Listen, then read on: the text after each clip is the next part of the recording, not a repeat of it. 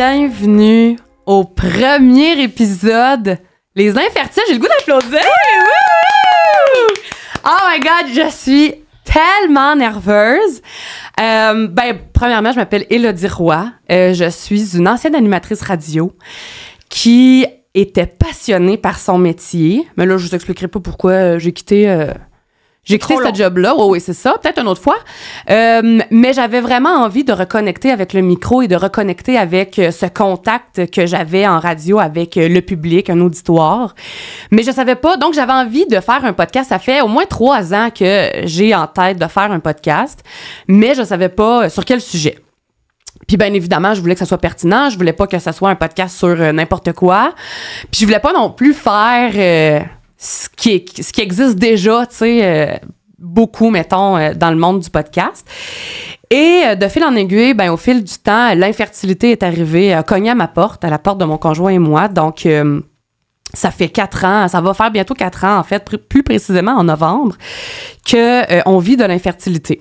Et c'est en revenant d'un shower de bébé que j'ai su que j'allais faire le podcast sur l'infertilité. Ça a été un shower extrêmement souffrant pour moi, un shower tellement pénible que j'en suis encore aujourd'hui traumatisée, à un point tel que c'est le dernier shower auquel j'ai assisté. Je n'ai plus assisté à aucun shower suite à ça, ni même le shower de mes meilleures amies. Je salue Vanessa, qui est une grande amie à moi, que j'ai depuis, 10-12 ans.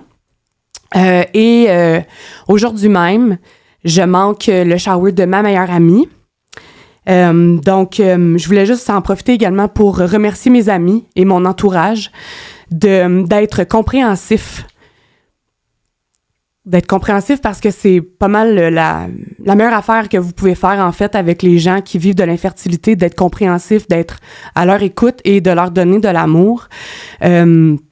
Parce que l'infertilité, c'est complexe et c'est compliqué à comprendre.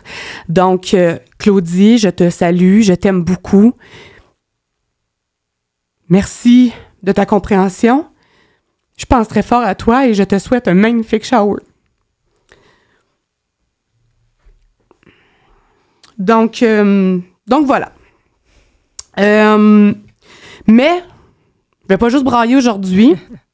Je suis très, très excitée malgré tout ça d'être là. Parce que c'est un projet qui me tient vraiment à cœur, un projet qui est très personnel également. C'est un projet sur lequel, que ça fait longtemps auquel je pense. Au début, je voulais le faire chez nous, finalement, trop compliqué. J'ai opté pour venir le faire dans un studio de podcast qui a déjà tout l'équipement. Ça m'a pris du temps, cogiter, là, sortir des idées puis tout ça. Puis là, c'est ça. Fait que je suis vraiment excitée que finalement, ça se passe. Une autre raison pour laquelle je suis vraiment excitée, c'est parce que je le fais pas toute seule. Je le fais en co-animation avec cette charmante demoiselle qui est devant moi, Anne-Marie Lucas d'Infoprocréation. J'ai fait la rencontre d'Anne-Marie il y a 1 mois seulement, et ça a été le coup de foudre. En tout cas, pour moi, là. Pour moi aussi, t'inquiète. Ça a été le coup de foudre instantané.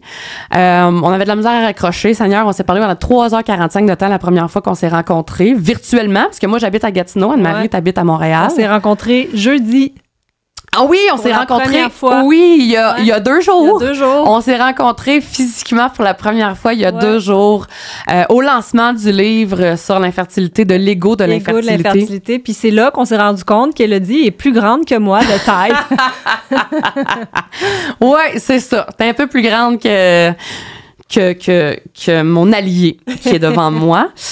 Juste avant, Anne-Marie, que tu puisses te présenter, j'aimerais... en fait, c'est important pour moi de donner le ton du podcast.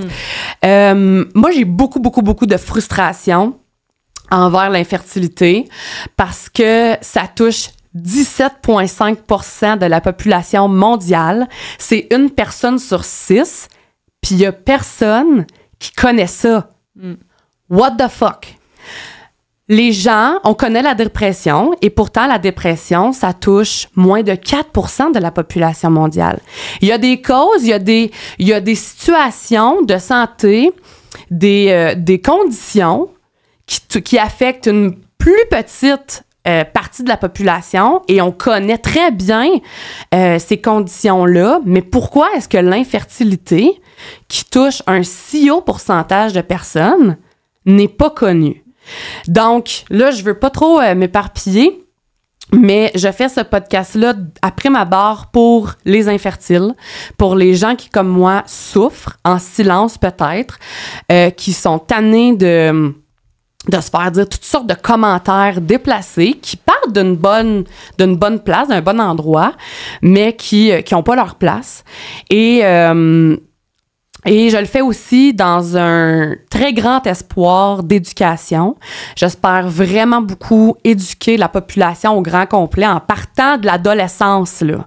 Parce qu'à l'école, on se fait donc dire « Mets un condom, là, parce que tu vas tomber enceinte tout de suite, là! » Ben oui, toi, chose. Ben oui. Une personne sur 6 n'est pas capable de faire un enfant naturellement, tu sais. Fait qu'en tout cas, j'aimerais juste qu'on soit préparé et éduqué là-dessus.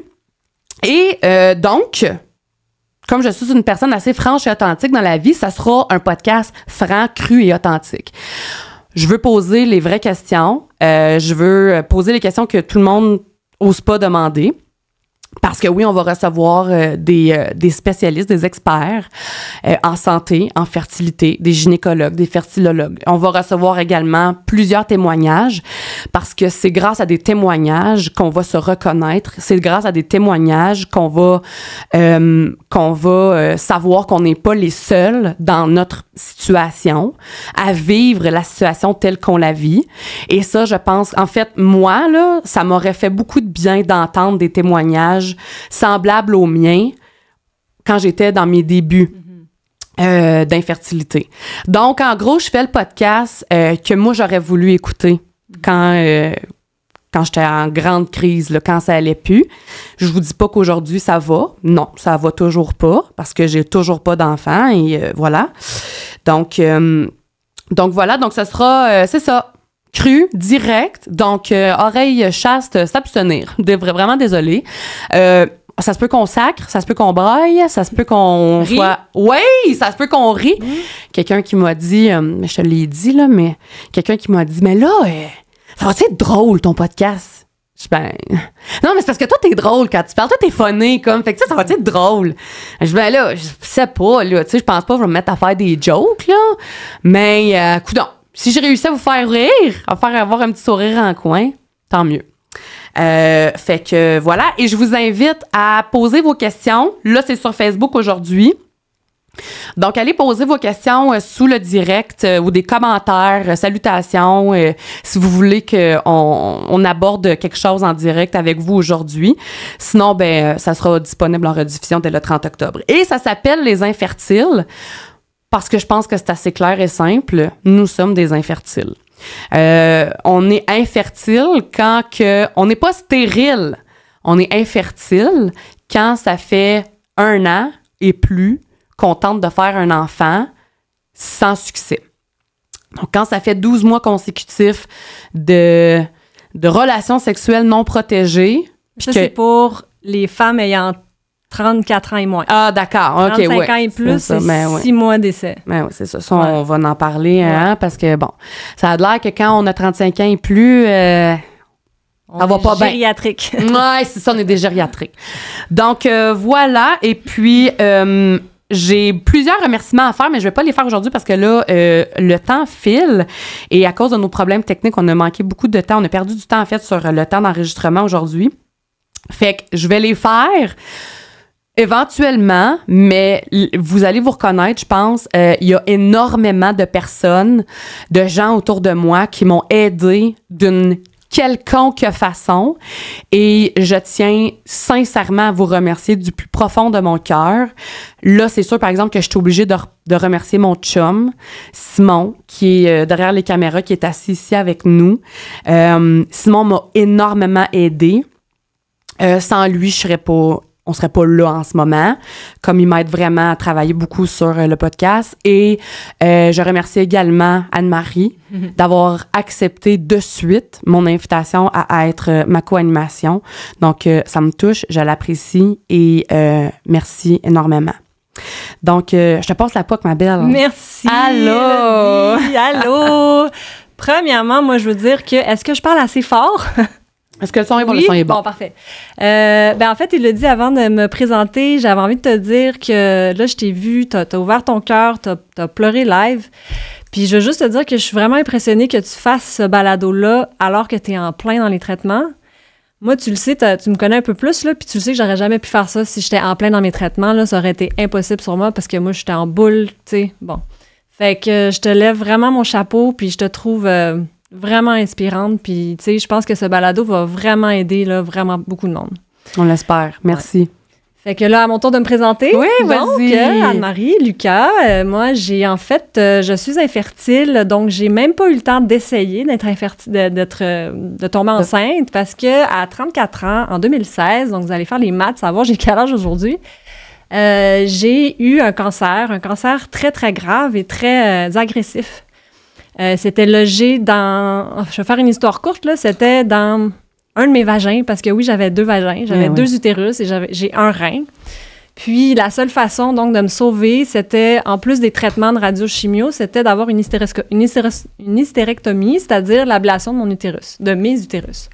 Donc aujourd'hui, je n'ai plus d'utérus. Et la seule façon, donc, pour mon conjoint et moi, d'avoir un enfant biologique, parce que pour nous, c'était pour moi surtout, là, c'était très important d'avoir au moins un enfant biologique. Puis, donc, la seule façon, c'était d'avoir recours à une femme porteuse. Ce qu'on a fait, on a trouvé une femme porteuse. Puis, mon fils est né en 2019. Aujourd'hui, il a fêté 4 ans cette année.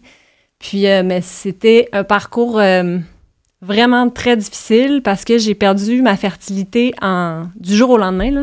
Ça a été radical. J'ai même pas eu le temps de le processer. Fait que j'ai eu une dépression, très grave dépression pendant 2 ans. Genre de dépression où est-ce qu'on a des pensées noires, puis parce que moi, pas avoir d'enfant, ben, tu sais, qu'est-ce que je fais d'autre si j'ai pas d'enfant? Donc, voilà. Puis, ce parcours-là, finalement, la naissance de mon fils, après mon congé de maternité, là, parce que je suis une ancienne journaliste et j'étais en réflexion pour changer de carrière pour plein de raisons. J'entrerai pas dans les détails en ce moment. Donc, c'est parenthèse, pourquoi je suis contente de faire ce balado-là? Parce que ça me ramène justement... Parce que moi, j'ai adoré être journaliste, là, donc ça me ramène un peu dans mes pantoufles.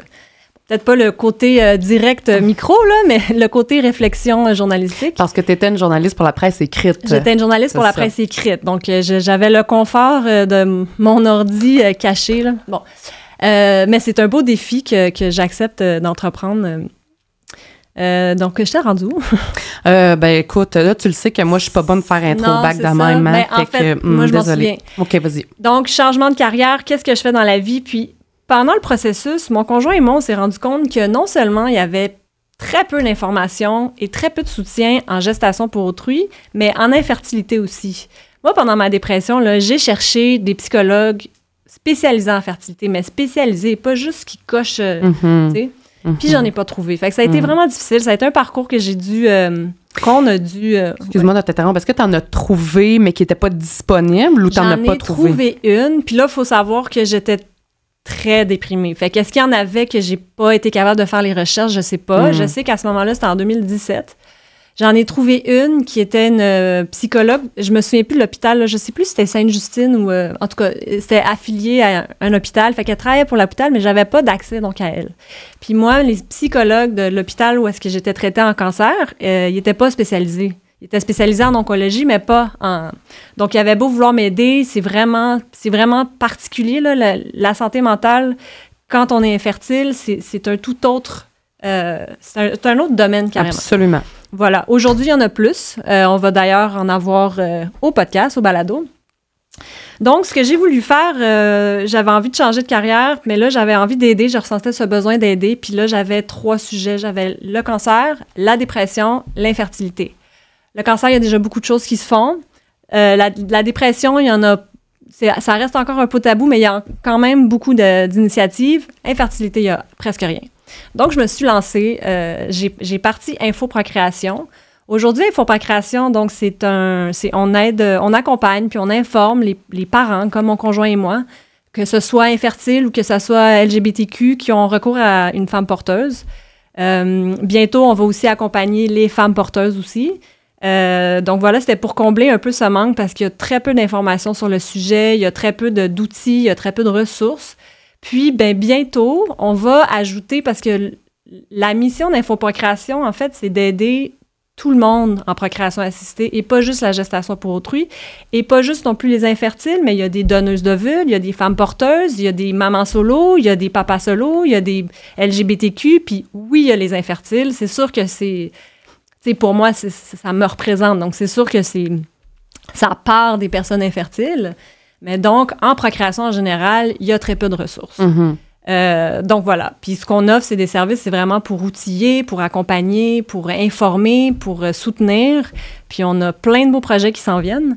Donc, voilà ma petite plug d'Infoprocréation. Ben oui, c'est parfait, c'est parfait. Voilà. Puis donc, le balado, c'est une amie du primaire qui m'a contactée puis qui m'a dit « Hey, il faut absolument que tu parles à mon amie. Elle a ce balado sur les infertiles. » Puis, Élodie vous a raconté le reste. Là, on s'est rencontrés, ça a été le coup de foudre. Puis moi, dans ma tête, je pensais même pas que tu allais me demander d'être animatrice. Mais quand tu me l'as demandé... Ça a été un oui tout de suite, là. J'ai pas hésité parce que, en plus, on a la même mission, là. Ouais.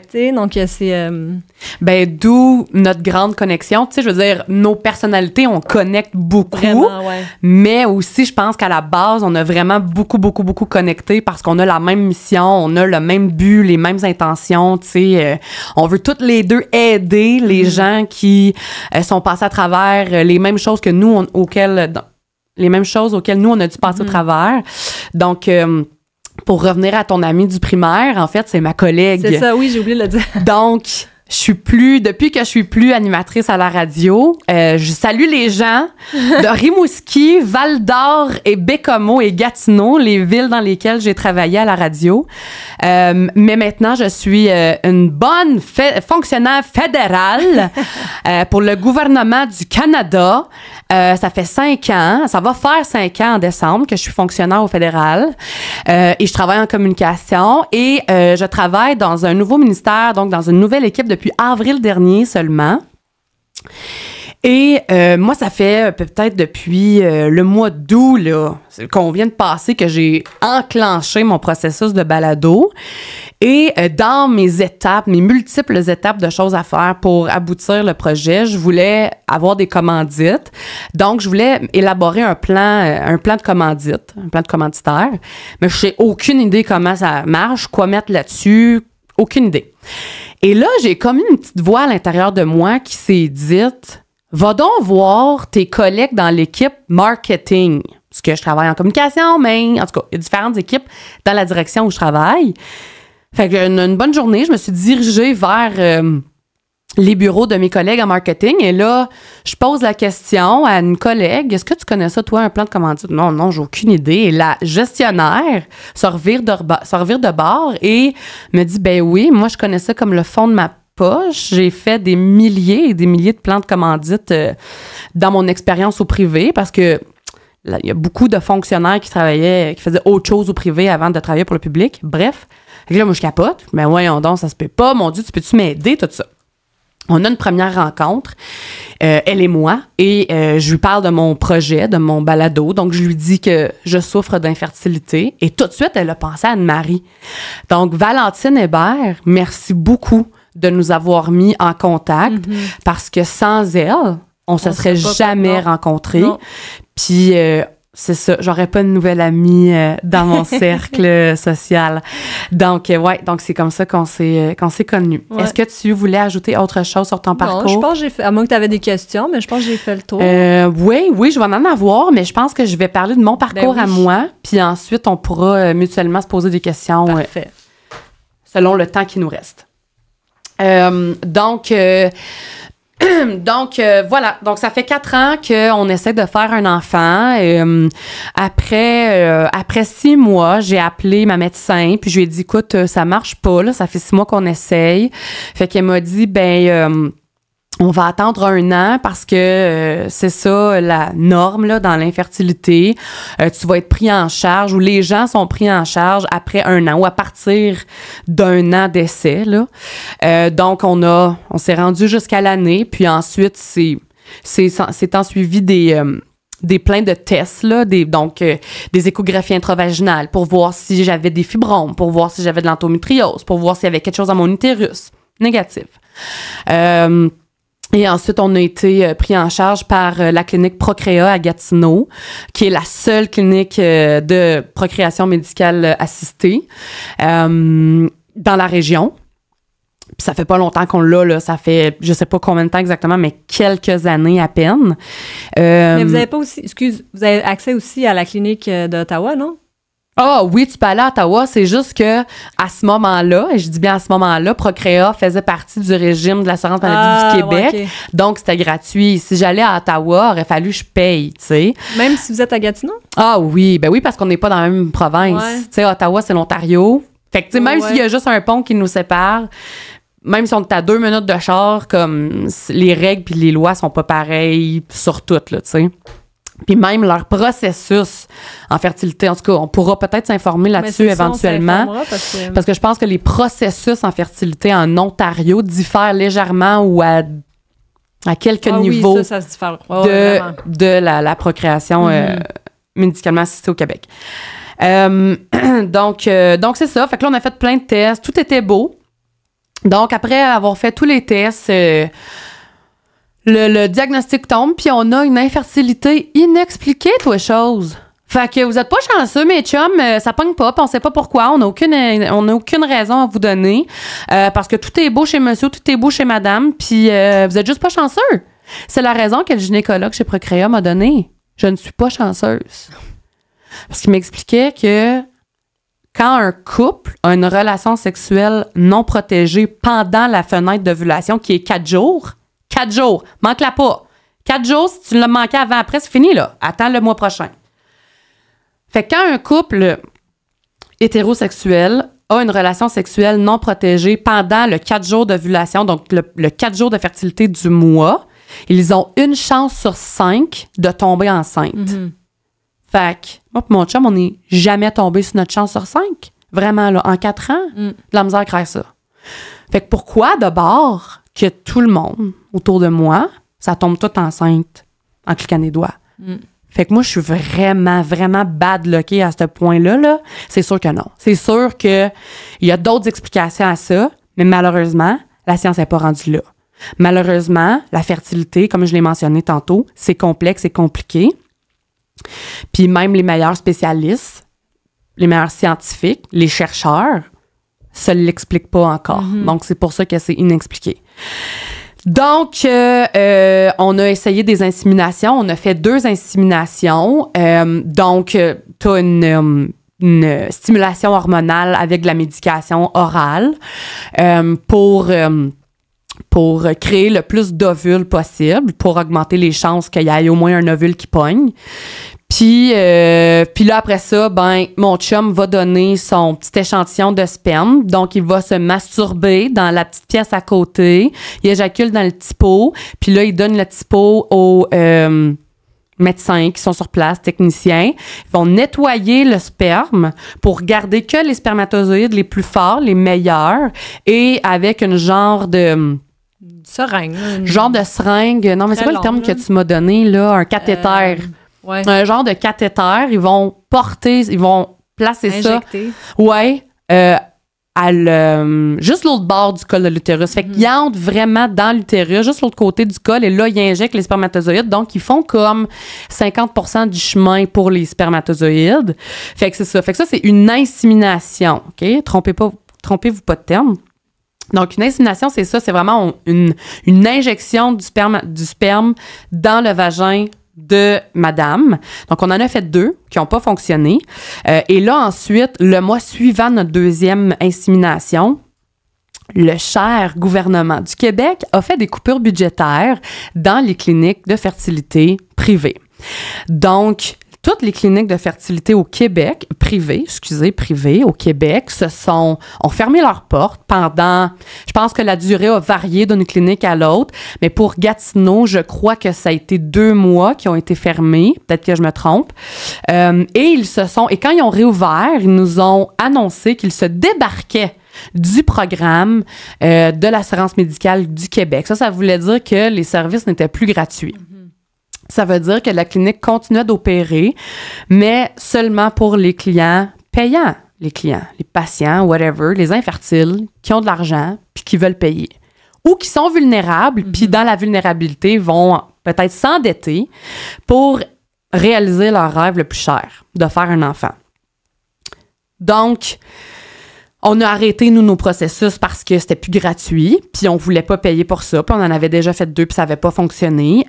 J'ai fait un burn-out en février qui a suivi ça. J'ai été arrêtée là, de travailler pendant 1 mois. Un burn-out, vraiment, c'était émotif, là. Pas parce que j'avais de la misère à concilier travail, vie personnelle, juste parce que t'es obsédé.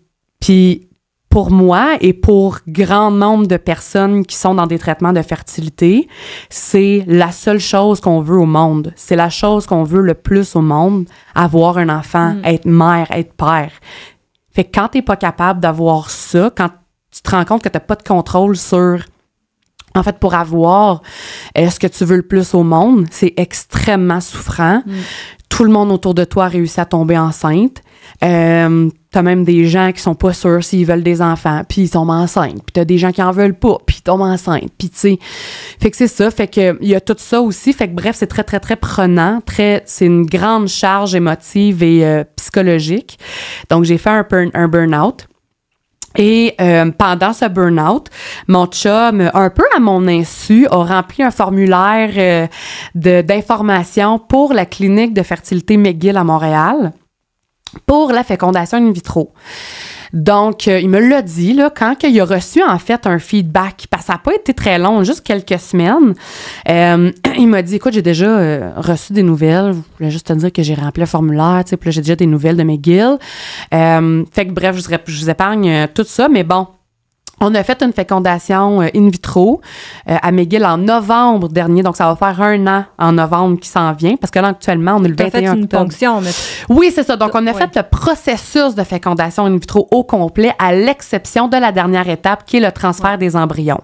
Donc, in vitro, là, c'est... genre fois 1000 intrusif par rapport à des inséminations parce que premièrement, la stimulation hormonale est vraiment plus intense.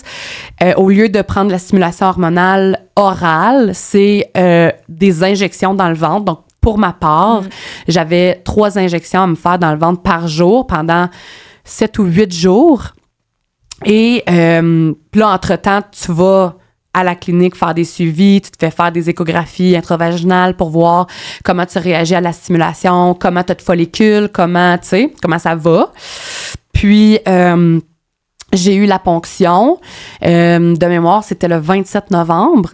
Et ça a été la pire souffrance physique de ma calisse de vie. L'infirmière qui m'a dit avant ma ponction, non, tu vois, c'est rien là, une ponction, voyons, le test des trompes de Fallope, ça fait bien plus mal que ça. Non, je confirme que non. Dans ma part, c'était vraiment, pour ma part, c'est vraiment la pire affaire de ma vie. Puis j'en ai vécu, là, des douleurs physiques, là, dans ma vie, plusieurs, genre, j'ai eu 3 opérations genoux, entre autres. OK, je vous donne juste une petite idée. Et donc, on a eu 19 ovules de ponctionnés et des 19 ovules, on a eu 3 embryons. Et après la ponction, j'ai fait une hyperstimulation ovarienne. Je vous expliquerai une autre fois c'est quoi une hyperstimulation ovarienne. Mais c'est ultra douloureux. J'ai été encore en arrêt maladie 10 jours parce que c'est ça. Ça allait pas. Donc, à cause que j'ai fait une hyperstimulation ovarienne, on n'a pas pu faire de transfert d'embryon frais, qui appelle. Donc, ça veut dire que tout de suite après la fécondation en laboratoire de mes ovules et des spermatozoïdes de mon chum, les embryons qui ont éclos, qui ont grandi de cette fécondation-là, ils étaient frais, là. Ils ne pouvaient pas me l'implanter tout de suite parce que moi, j'étais en hyperstimulation ovarienne. Donc, ils ont dû congeler mes 3 embryons. Et ensuite, ça, c'était en novembre, comme je vous ai dit. Là, moi, j'avais dit à mon chum qu'en décembre, je voulais pas essayer de transfert parce que c'est le temps des fêtes. Je voulais enjoyer le temps des fêtes. En janvier, on a vendu notre maison. On déménageait en février, le mois d'ensuite. Donc, déjà là, on a scrappé ça. Puis là, moi, je fais de la danse de compétition et c'était mes compétitions qui commençaient au mois de mars. Donc, j'ai dit à mon chum, on va attendre que mes compétitions de danse finissent. Ma saison de danse finissait début juin. Donc, j'attendais mes règles de juin pour faire l'essai d'un premier transfert. Mais je suis tombée enceinte au mois de mai, naturellement, on comprend pas encore aujourd'hui. Et on a perdu le bébé. Donc, on est tombé enceinte au mois de mai. Puis, lors de notre échographie de 9 semaines, on s'est fait dire que le cœur avait arrêté de battre depuis 1 semaine environ. Donc, mon embryon a arrêté de se développer vers la 8e semaine. Donc, le lendemain, je rentrais en chirurgie d'un jour à l'hôpital pour avoir un curetage. Et ça a été la meilleure chose, je pense, pour évacuer ce que j'avais dans l'utérus, là, parce que ça a l'air que la médication, c'est violent. J'ai parlé avec 3 femmes, je crois, avant de pouvoir prendre ma décision sur l'option que j'allais opter pour ma fausse couche. Et les 3 m'ont dit que c'était absolument horrible, de douleur et c'était traumatisant, là. Tu vois ton embryon sortir de toi, tu vois tout le sang, puis non. Alors, c'est super souffrant aussi, fait que j'ai opté pour le curetage, puis j'ai rien senti, rien vu, rien entendu. Ils m'ont donné de la maudite bonne drogue, tu sais, pour l'anesthésie. Fait que c'est ça. Donc, et depuis, et là, on se fait dire que après une fausse couche, un accouchement, un avortement, la fertilité de la femme serait beaucoup plus optimisée ou beaucoup plus amplifiée les 6 mois qui suivent l'événement. Donc, mon chum puis moi, on s'est dit qu'on allait continuer d'essayer naturellement pendant ces 6 mois-là. Mais là, tu vois, ça fait 3 ovulations qu'on passe puis ça pogne pas, là. Fait que ça fait 3 mois qu'à chaque fois que je suis menstruée, je braille ma vie. Parce que c'est ça, pour une femme qui est en fertilité, quand elle est menstruée, c'est signe d'échec. C'est un échec. C'est pas juste « Ah, shit, je menstrue. Ah, shit, ça commence aujourd'hui. » Non, c'est un tsunami là, qui te passe sur le corps à chaque mois. Puis c'est ça. Puis là, tu vis tout. L'injustice, la colère, la tristesse, la déception. Tu passes par toutes ces émotions-là à chaque freaking mois. Fait que c'est là où on en est rendu. Donc, il nous reste 3 mois d'essai, puis après ça, en tout cas, on sait pas si on va se rendre jusqu'au bout du 3 mois encore qu'il nous reste, parce qu'on s'est dit que si ça devenait trop difficile mentalement, psychologiquement, émotionnellement, qu'on allait peut-être là essayer commencer les transferts d'embryons plus rapidement. Mais ceci dit, je vais pas vous tenir au courant de on est rendu où dans le processus, parce que j'ai pas envie d'avoir cette pression-là, puis j'ai pas envie, je m'excuse là, mais j'ai pas envie que vous me le demandiez. Genre, vous êtes rendu où, puis ça a-tu marché, puis non. Faites juste m'envoyer des ondes positives puis de l'amour virtuellement, puis ça va être vraiment suffisant. Puis, fait que c'est ça. Fait que c'est là ce qu'on en est rendu. Moi, j'ai une question pour toi. Ta fausse couche, là, comment tu l'as su que t'étais en fausse couche? Ben, quand j'ai fait l'échographie. Fait que c'est ça, t'avais pas de symptômes. Non, c'est ça. Ça s'appelle une fausse couche. Ouais. En anglais, c'est plus connu le terme, là, c'est missed miscarriage. OK. Puis dans le fond, c'est quand le fœtus ou l'embryon, là, peu importe le développement, est mort, le cœur a arrêté de battre, mais ça sort pas. Mm-hmm. Puis nous, parce que ce que j'ai pas dit, c'est qu'on a réessayé d'avoir un 2e enfant. Ça a pas fonctionné, mais notre femme porteuse... elle a eu une fausse couche. Puis on a eu, en fait, l'échographie de viabilité. L'échographie de viabilité, c'est à partir de 7 ou 8 semaines. Là, ça varie d'une clinique à l'autre, mais c'est là qu'on va confirmer la grossesse. À l'échographie de viabilité, tout va bien, l'embryon va bien, se développe. On a attendu 12 semaines, la grossesse jusqu'à 12 semaines pour faire l'échographie de 12 semaines. Ouais. Puis, c'est à ce moment-là qu'on a vu que l'embryon, dans le fond, le cœur avait arrêté de battre, puis il mesurait 8 semaines. Ah! Fait que pendant 5 semaines, là, c'est ça, 8, 9... En tout cas, 5 semaines, de 7, 8 à 12 semaines, ben on pensait qu'on était enceinte. Ouais, c'est ça. Puis, notre femme porteuse, elle avait encore des symptômes. C'est sûr que ben, tu as la progestérone. La progestérone, c'est un médicament qui... C'est ça, c'est une hormone qu'on s'injecte ou comme tu as dit, ça peut être intravaginal.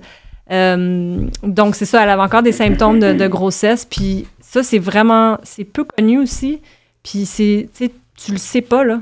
Tu le sais pas que ton fœtus ou ton embryon, donc, tu sais, imagine, là, t'es enceinte. Puis, en tout cas, il y en a beaucoup plus qu'on pense. Puis voilà, je me demandais, toi aussi, parce que tu parlais de curetage, puis tu parlais de... Mais dans le fond, tu le savais même pas, là. Non. Ben, je vais te dire que je me suis posé la question quand même. Bon, OK. Premièrement, j'étais complètement obsédée de faire une fausse couche parce que je le sais, je le savais et je le sais encore, que le taux de fausse couche est extrêmement élevé. Donc, quand vous faites des recherches sur Internet, vous allez lire, ça dépend des articles, des sites sur lesquels vous allez tomber, mais il y a selon des sites, ça va vous dire que c'est une grossesse sur 4, d'autres vont dire une grossesse sur 5 qui se termine en fausse couche.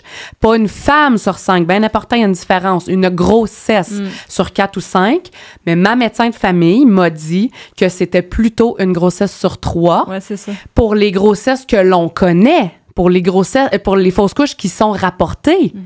Parce qu'il y a des femmes qui peuvent faire une fausse couche sans le savoir.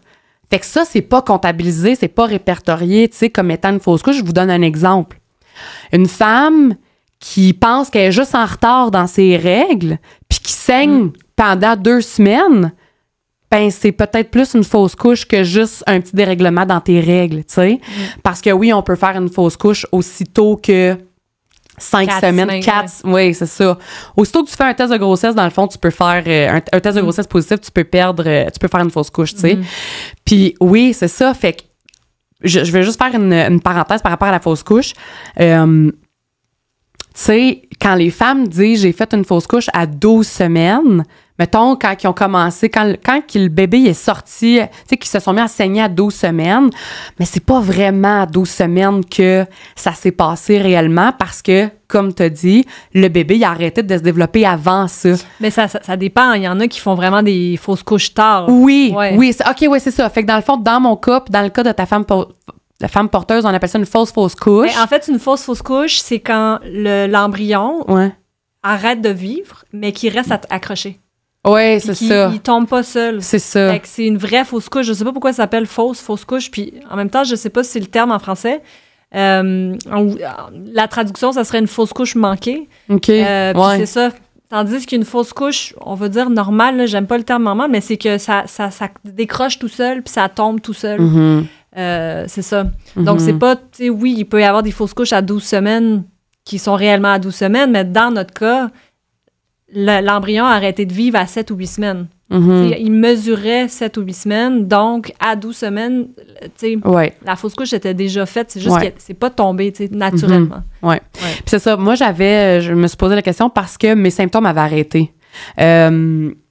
Mes symptômes avaient arrêté dans le sens que j'étais plus fatiguée, puis j'avais plus mal au cœur. Mais j'avais encore les seins quand même gonflés, puis j'avais le ventre très gonflé. Moi, les hormones de grossesse, ça m'a fait beaucoup gonfler le ventre, là. Comme j'étais jamais confortable, tu sais, puis j'étais juste à 8 semaines, tu sais, bref. Fait que, en tout cas, mais la fausse couche, on y reviendra plus tard au balado parce que des femmes qui font des fausses couches à répétition aussi, en fait, puis qui doivent avoir recours à des traitements en fertilité, ben ça entre dans l'infertilité. Oui, donc c'est ça. Moi, je voulais te poser des questions. Là, il nous reste juste 10 minutes pour aujourd'hui. Mais ta femme porteuse, là, tu l'as dit, manque de ressources. Comment t'as fait pour la trouver? Ah, mon Dieu, j'ai fait... moi, dès mon diagnostic, dès que j'ai reçu mon diagnostic, on m'a dit, il y a de fortes chances que tu perdes ton utérus. Puis, une chose que j'ai pas dit, moi, mon cancer, je l'ai eu, on revenait d'un voyage avec mon copain. Puis l'idée, c'est en revenant du voyage, on fait des bébés. Mais à la place, j'ai eu un cancer, puis on n'a jamais essayé là, d'avoir naturellement. Donc, c'est ça. Dès que j'ai su que j'allais peut-être perdre mon utérus, j'ai tout de suite fait des recherches, mais j'ai fait autant en adoption qu'en gestation pour autrui, parce que moi, si je veux un enfant biologique, c'est vraiment la seule façon. Là. J'ai pas d'autres moyens. Puis, tu sais, j'ai quand même des qualités de recherchiste, donc j'ai tout dévoré le peu d'informations qu'il y avait. J'ai parlé à des médecins, mon médecin en fertilité, parce que moi, je suis à McGill aussi, puis d'ailleurs, on a le même médecin.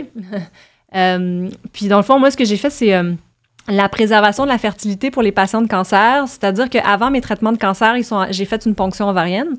C'est-à-dire qu'ils sont allés retirer mes ovules, qui ont fécondé avec la même chose qu'Élodie a expliqué. Puis, donc, j'ai posé des questions à mon médecin, j'ai appelé d'autres cliniques parce qu'au Québec, la gestation pour autrui, en ce moment, il y a juste 2 cliniques qui offrent de l'information? De faire le processus. Ah, OK. Avec des femmes porteuses. Là, il y a une nouvelle loi qui a passé, donc qui encadre aujourd'hui la gestation pour autrui au Québec. Donc, on espère que les autres cliniques vont ouvrir. Donc, si vous nous écoutez, là, les cliniques, ouvrez donc vos portes aux femmes porteuses. Donc, c'est ça. J'ai contacté des avocats, autant ici qu'au Canada anglais. Je me suis mis sur des groupes Facebook de gestation pour autrui, j'ai parlé à des femmes porteuses. En tout cas, j'ai parlé à beaucoup de monde, je me suis informée, j'ai lu le seul livre qui à l'époque existait au Québec. Puis c'est ça, c'est vraiment, de fil en aiguille, là, je pense que j'ai passé comme quelque chose comme 500 ou 600 heures là, au total, en mettons 1 an et demi, jusqu'à la naissance de mon fils pour comprendre comment ce processus vraiment complexe fonctionne.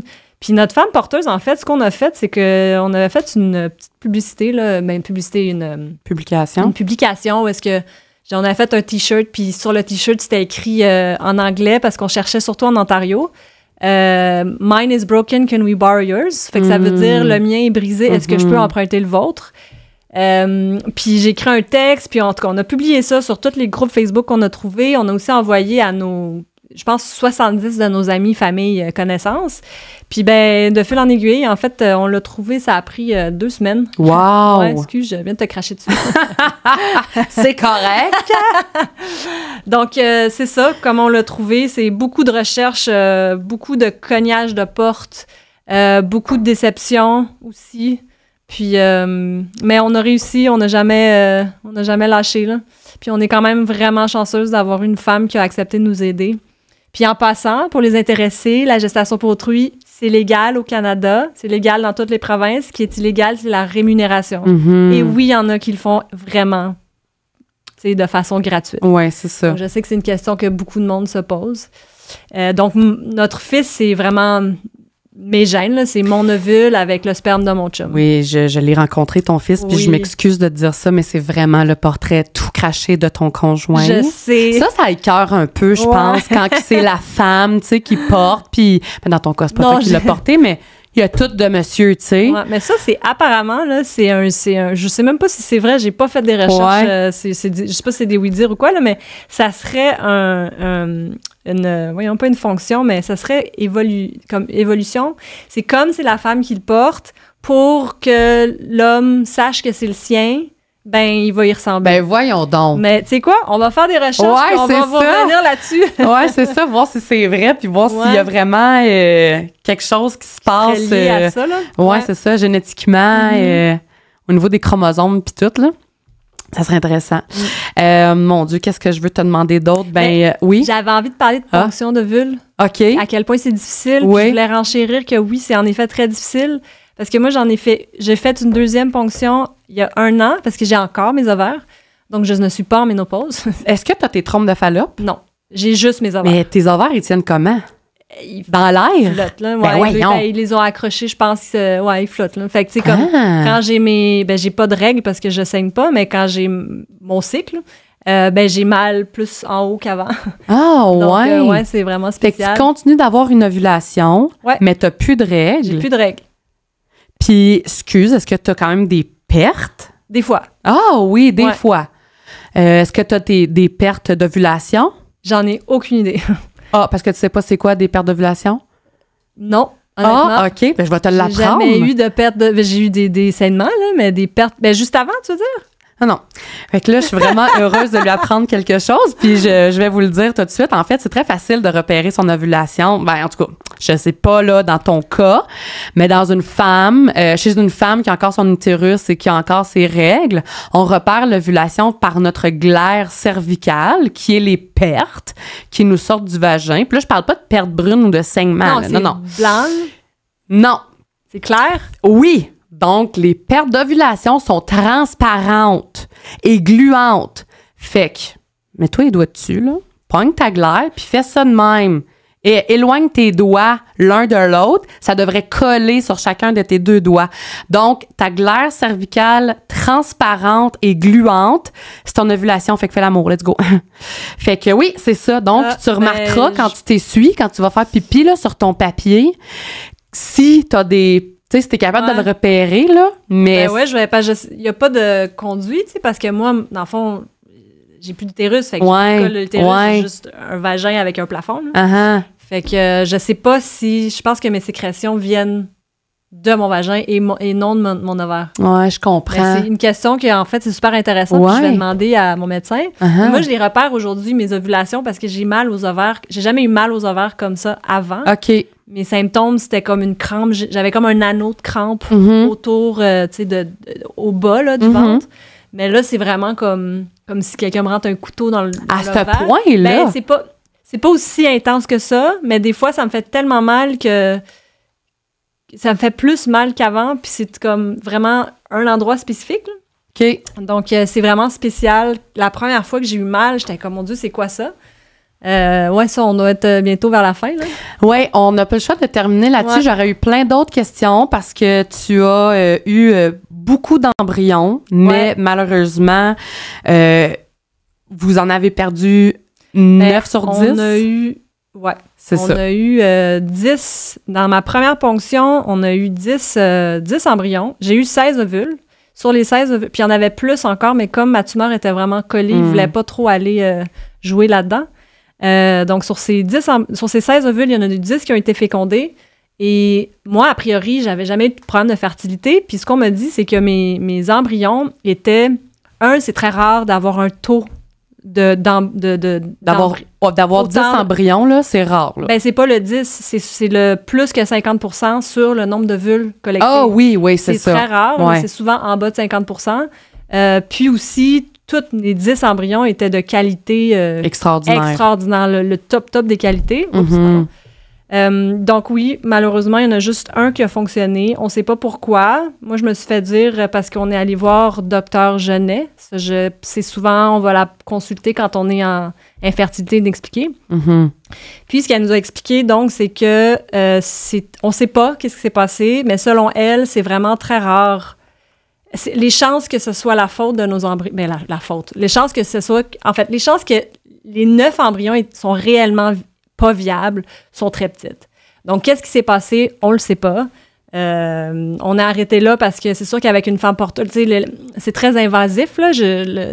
En fait, Dr Genet, c'est une immunologue spécialisée en fertilité qui va, dans le fond, jouer avec le système immunitaire pour faire en sorte que le corps de la femme puisse recevoir l'embryon. Il y a différents protocoles. On pourra, en fait, ça serait vraiment une bonne invitée à avoir au balado. Mais comme c'est pas pour moi, de toute façon, nous, on n'aurait jamais voulu infliger ça à une femme pour nous. Là. C'est juste ça, éthiquement, non. Et de toute façon, elle non plus, Dr Genet, c'était pas quelque chose qu'elle allait faire, mais on voulait juste des réponses. En fait, qu'est-ce qui fait que sur nos 10 embryons, on a juste un viable? Fait qu'on a refait une ponction l'année passée. Puis ce que je voulais dire, en fait, c'est que oui, en effet, c'est vraiment, vraiment prenant, là. Puis moi, j'ai pas d'utérus, fait que ça a été de mon abdomen. Ils ont été les chercher de là. Ils ont fait leur ponction par ton ventre. Par mon ventre. Et non, parce que normalement, une ponction, c'est par le vagin. C'est ça. À moins d'un cas spécial comme le mien. Oui, c'est ça. Et depuis, je suis très fatiguée. Mon niveau de fatigue est vraiment intense. J'ai d'ailleurs fait un burn-out cet été. Mais j'ai appris il y a environ un mois, je pense, peut-être un mois et demi, que, en fait, c'est ma médecin de famille, parce que là, je lui ai sonné l'alarme. J'ai dit, écoute, je sais pas, ça fait 1 an que je suis fatiguée. Tu sais, qu'est-ce qui se passe? Elle m'a fait un bilan de santé, là, prise de sang, test d'urine, puis dans le fond, j'ai mon taux d'hormones dans mon sang est anormalement élevé. Donc, c'est comme si mon corps s'est jamais stabilisé. Et moi, là, je m'en vais voir mon médecin mardi, et ce que j'ai envie de demander, c'est comment ça se fait qu'on n'a pas de test. Puis je sais pas si ça arrivait à d'autres personnes, honnêtement. Puis si jamais ça arrivait à d'autres personnes, j'aimerais vraiment ça que vous écriviez, que vous nous écriviez pour nous dire si ça vous est arrivé. Tu veux dire qu'après la stimulation hormonale ou après une ponction, que le taux d'hormones reste élevé? Mais oui. Oui, après. Ça fait 1 an là, que mon taux d'hormones est élevé. Puis ce que je me demande, c'est comment ça se fait qu'il n'y a pas de suivi, tu sais. Ouais. Pourquoi après la ponction... C'est fini. C'est fini. Attachez-vous. C'est ça. Ouais. tu sais, pourquoi il n'y a pas de suivi 2 semaines après, 1 mois après pour... j'y avais jamais pensé avant, mais là, tu sais, ça fait 1 an, puis c'est vraiment accaparant, là. Je veux dire, être fatigué de même tout le temps. Donc, ouais, c'est ça que j'avais envie de dire là-dessus. Ben merci. C'est sûr qu'on va y revenir, là, tu sais. De toute façon, c'est ça, il y a tellement d'affaires à dire sur l'infertilité. Donc, merci beaucoup, Anne-Marie. Merci à toi, Elodie. Mais ça me fait plaisir. Puis, pour les gens qui nous regardent en direct, on sera en direct à nouveau vers 13... Ah oui, en direct, oui. De nouveau, tantôt, vers 13h30, parce qu'on reçoit Geneviève Brouillette, la comédienne québécoise, qui va venir nous raconter son parcours en fertilité ou en infertilité. Donc, sinon, ben, c'est ça. Ne manquez pas la rediffusion dès le 30 octobre. Merci beaucoup d'avoir été là. Ciao!